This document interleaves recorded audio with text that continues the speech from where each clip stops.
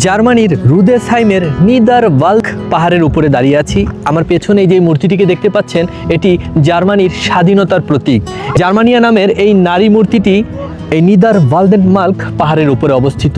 পাহাড় থেকে আশেপাশের আঙুর বাগানের বেশ চমৎকার একটি দৃশ্য কিন্তু দেখা যায়। আমি যে পাহাড়টার উপরে দাঁড়িয়ে আছি, এই পাহাড়টার নিচে সম্পূর্ণ আঙুর বাগানে ভরা। রুদেসহাইম এই পুরো এলাকাটা আঙুরের জন্য বিখ্যাত। রুদেসহাইমের এই আঙুর দিয়ে তৈরি হয় ভালো মানের রিসলিং ওয়াইন। নিচের শহর থেকে ছোট ছোট ক্যাবেল কারের মাধ্যমে এই পাহাড়ের উপরে আসা যায়। আপনি চাইলে সরাসরি গাড়ি করেও এখানে আসতে পারেন। ঠিক জার্মানিয়া মূর্তির পেছনেই রয়েছে বিশাল একটি গাড়ি পার্কিং এরিয়া। আপনারা চাইলে অনেকেই এখানে সময় কাটাতে আসতে পারেন। বেশ সুন্দর একটা গ্রাম।